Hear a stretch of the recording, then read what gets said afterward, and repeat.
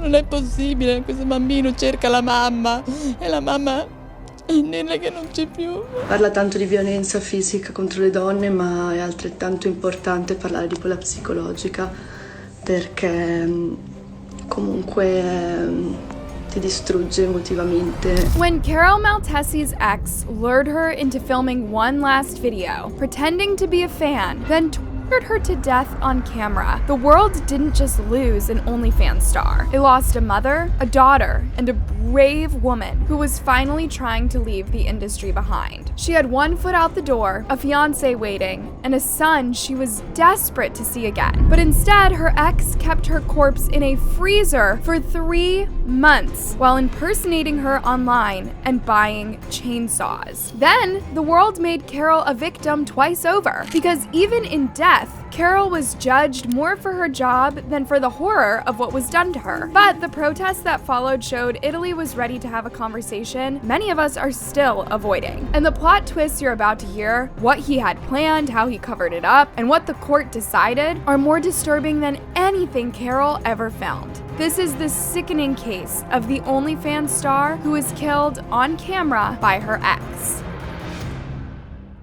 At first, it was just the tone of her messages. Short, cold, robotic, like she was in a hurry or mad at them. Carol's friends and family couldn't put their finger on it, but something about her texts felt wrong. This wasn't the woman who sent laughing voice notes, checked in on her mom every day, or FaceTimed her son just to see his smile. When she missed her son's birthday, it was the final straw for her fiancé, Salvatore. Che ha continuato a chiamarla e si è insospettito il giorno del compleanno del piccolo perché lei non mancava mai una videochiamata. Salvatore had been trying to reach her for 3 months. Each time he got the same excuse. She had COVID, she didn't feel well, she couldn't talk. Then he and the rest of her family started getting texts about a work trip to Dubai. Sono a Dubai, con le leggi di qui non posso parlare al cellulare, ma state tranquilli, non vi preoccupate, sono felice. Except she wasn't in Dubai. She was dead. Behind the screen was David Fontana, a 43-year-old banker and food blogger who had once been Carol's boyfriend. He was the one sending those messages. He was the one posting old photos of her while methodically dismembering her body over several months. Aveva continuato persino a pagare al posto suo l'affitto di casa. And it worked for a while, because no one thought to check his freezer. No one forced open the door to Carol's apartment. He'd even reported her missing himself just days after journalists started poking around. Quelle raccontate il 28 marzo ai carabinieri, da cui si presenta spontaneamente come un amico preoccupato di Carol. He told officers he hadn't seen Carol in months. He claimed she left in her car after a fight and never came back. What he didn't say was that he had been driving that car himself, and security cameras had already caught him behind the wheel. It was the beginning of a web of lies so convincing, even Carol's own mother believed her daughter was alive until the police showed up at her door. Mamma mia, mi sono spaventata, dico, perché io ce l'ho una cosa, brutta notizia che devo dare, Carol non c'è più. And just like that, everything snapped into focus. But what investigators would find next, inside those black bags at the foot of a cliff, would prove he wasn't just hiding her death. He was hiding something far, far worse. March 20th, 2022. It was a quiet Sunday in Borno, a picturesque town in the Val Kamanika Mountains. A local man was out walking the cliffside trail when he saw something weird scattered below the ledge. Half hidden by rocks and brush, several large black garbage bags. They looked out of place, too carefully placed, too heavy for trash. Curious, he scrambled down to check. When he reached the first one and untied it, his stomach turned. Inside was a human hand. The police were at the scene within minutes. They soon discovered that the bags had been thrown from the cliff. The rocks had torn the bags open, but not enough to scatter what was inside. There were 4 bags in total. Together, they held 18 body parts, all frozen, now gruesomely thawing in the middle of nowhere. The head was there too, but the face had been crushed beyond recognition. The hands were missing several fingertips, and the chest was burned. And the tattoos, at least 11 of them, had been washed off, skinned, or melted with acid. The cold still preserved the flesh. There was no rot, no smell, but there were burn marks as if someone had tried to destroy the evidence and failed. And yet for all the violence, something was missing. A name. They couldn't even say for sure if the victim was a man or a woman. Not without DNA, not with the body this damaged. The Carabinieri called a press conference after a messy autopsy and released what few details they could. Female, around 155 centimeters, dark hair, nails painted purple. One tattoo that the killer had missed, a small clover made of hearts. They hoped someone would recognize her, but no one came forward. Until a week later, a journalist noticed something familiar about the tattoos. But we'll get to him soon. Because first, we need to talk about who this woman was and what she was trying to escape. Carol Maltese was born in 1995 to an Italian mother and a Dutch father. She grew up in Sesto Caldine, a quiet town in northern Italy, raised by her mother after her parents split. Her friends remember her as kind and creative. She loved dancing, reading, and horseback riding. She learned languages quickly and dreamed of seeing the world. But life hit fast. In 2015, at just 20, Carol became pregnant and decided to keep the baby. The child's father struggled financially, but they tried to build a family together. They moved to Verona in search of a better life. Carol worked as a sales assistant in a perfume store. Then came the pandemic. In 2020, with the store closed and her income gone, Carol desperately looked for alternatives. First, she tried YouTube, hoping to make money sharing videos about surviving lockdown, but it didn't work. At least, not enough to support herself. So she turned to OnlyFans under the name Charlotte Angie. Her initial content was tame, but as she gained popularity, she moved into more explicit material. Her income grew fast, and soon she was invited to appear in adult films and events across Europe. It was a choice, as her friends recall. No, era serena quella scelta che ha fatto.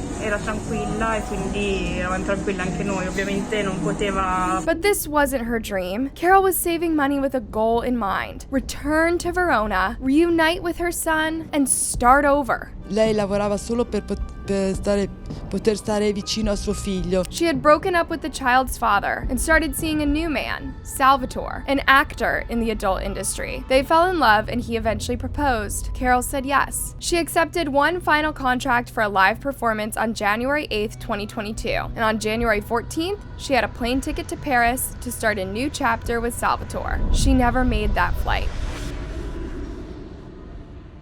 When David Fontana first met Carol in November 2020, he was living a double life. By day, he was a 43-year-old bank employee, married, with a passion for cooking and photography. By night, he scoured social media for young women in adult entertainment, offering to help them shoot content, often of a more extreme nature. Carol had recently moved to Rescaldina, a suburb outside Milan. She was still performing under her stage name, Charlotte Angie, but she had started talking openly about leaving the industry behind.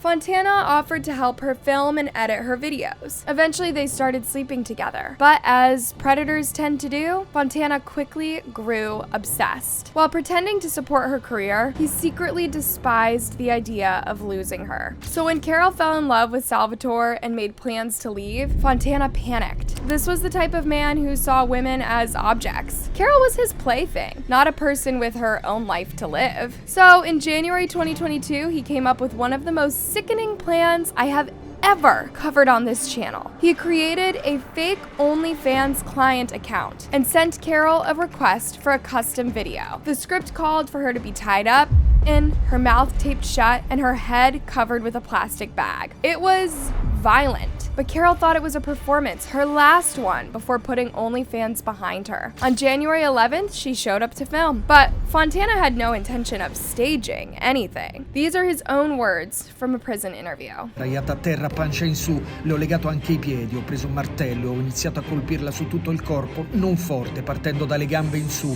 Poi quando sono arrivato verso la testa ho iniziato a colpirla forte. When the shocked reporter asked him why, he said he didn't know. Then he claimed he blacked out at one point during the attack. When he removed the bag, Carol was still alive, bleeding heavily, twitching on the floor. Instead of calling for help, Fontana took a kitchen knife and her throat. Un atto di pietà, vedevo che stava soffrendo e ho concluso le sue pene tagliandole la gola. Yeah, mercy. Does he even believe himself? He left her there, naked, lifeless, on the floor for over 30 minutes, just staring at her. And remember, all of this was filmed. Fontana later claimed that he deleted the video from his phone, but forensic experts have been working to recover it from the device. And this horrible act was just the beginning.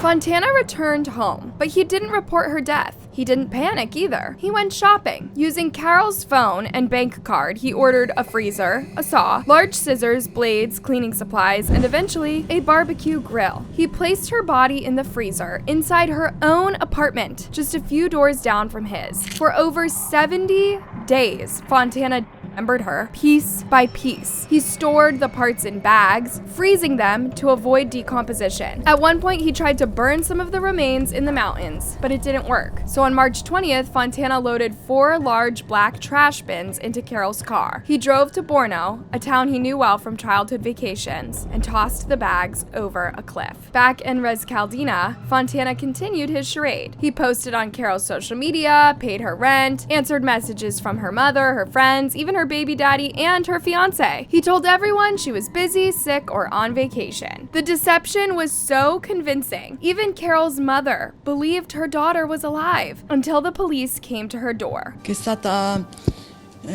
trovata appunto in un, come quello che hanno detto che è stata trovata She broke down as she recalled that moment on national television. anche più accuratamente perché è una cosa mi fa molto male, molto male. Meanwhile, Carol's son, only 6 years old at the time, kept asking for his mother. Ma non è possibile, questo bambino cerca la mamma e la mamma è che non c'è più. Fontana didn't just take Carol's life. He stole her voice, her face, her tattoos, and sent the world a brutal, heartbreaking message. One that is still haunting Italy. The police were struggling. Weeks had passed since the discovery of Carol's mutilated remains, and they still had no confirmed identity. No one had come forward after that conference, and they were short on leads too, until a journalist cracked the case. Andrea Torelli, editor at Brescia News, began investigating independently. The level of violence in the case haunted him, but it was the tattoos that caught his attention. He remembered seeing a young woman in a local interview performing under the name Charlotte Angie. When he compared screenshots of her videos with the tattoo descriptions released by the police, the match was undeniable. He reached out to the people in the adult film industry and confirmed the name, Carol Maltese. He texted her old number, and he was stunned that someone replied almost right away. They even assured him that she was alive and well, but did not want to talk to the press. Andrea knew something was off, so he insisted, asking for a short audio message. Of course, nothing. That's when he knew the killer was impersonating her. And here's where this guy becomes a full-blown hero. Instead of publishing the scoop, Andrea went to the police. He handed over the phone logs, screenshots, contact info. The next day, David Fontana walked into the station with Carol's fiance to file a missing person report. It was too late. CCTV footage already placed him at the disposal site. His lies about not having her keys, not seeing her for months, all unraveled. Under interrogation, Fontana finally confessed, but his story was as sickening as the rest of his actions. You see,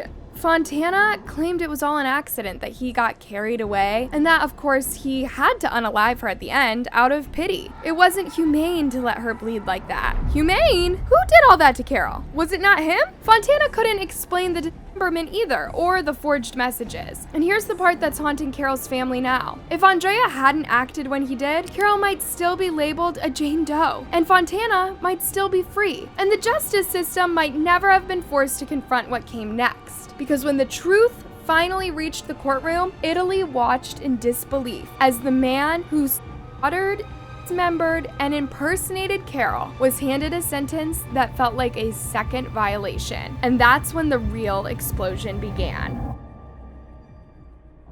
When the first trial began on November 24th, 2022, prosecutors made their case clear. David Fontana planned Carol's murder. He faked an OnlyFans request. He bought the tools. He pampered her and pretended she was still alive. They asked for life in prison with no parole. Shockingly enough, the court did not agree. On June 12, 2023, the verdict dropped. Fontana was convicted of murder with aggravating circumstances, but the judge ruled that the killing wasn't fully premeditated. The mutilation of her body was not considered evidence of cruelty. I know, I am just as dumbfounded as you guys. The sentence? 30 years. It was a ruling that shattered Carol's family. Cioè felice nel senso qualcuno da pagare. Outside the courthouse, protesters gathered, women held signs with Carol's name, others cried. This wasn't just about one murder, it was about a pattern. A country where over 100 women are killed every year, most by men they knew. Carol's aunt told everyone how angry she was and why. Beh, che hanno buttato fango su mia nipote. Cioè, è stato fatto il processo classico a mia nipote. Because in court, defense attorneys didn't just argue about intent. Instead, they picked apart Carol's personal life, her work, her choices, as if being in adult film somehow made her less of a victim. Anger quickly spread online and in the press. Feminist groups organized marches, dozens of op-eds asked the same question: what messages are we sending when a man can torture a woman to death and still avoid life behind bars? After months of national pressure, an appeal hearing was set, and this time, the court delivered. In March of 2024, Fontana's sentence was upgraded to life in prison. Nei confronti di Fontana Davide ridetermina la pena da infliggere nell'ergastolo. People applauded inside and outside the courtroom.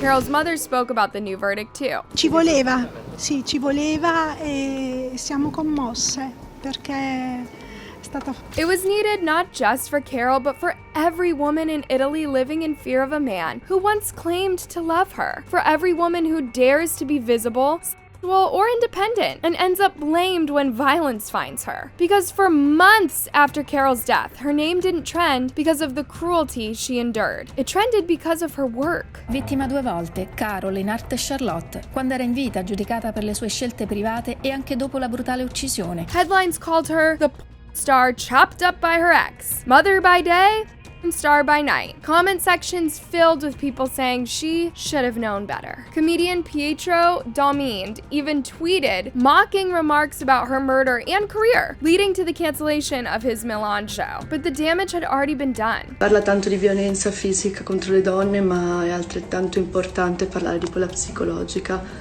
perché comunque ti distrugge emotivamente. And even now, her mother, her son, her family, they're the ones expected to lead the change, like victims' broken families always do. Carol's loved ones are speaking out, raising awareness, and pushing Italian lawmakers for changes to make sure the next woman doesn't suffer the same fate. But why does this burden always fall on the shattered? Why do you have to lose a daughter in the unspeakable way that Carol was taken, just to get the legal system to take you seriously? Why is it still this hard to make a country respect its women? Carol Maltese wanted to be a mother, a wife, and a writer. Instead, she became a body in a freezer and an OnlyFans shock factor headline. And her killer got 30 years until protests forced the court to reconsider. As always, the fight for justice wasn't handed down from above, it was dragged uphill by the very people most broken by the crime. And that's the tragedy we're still living.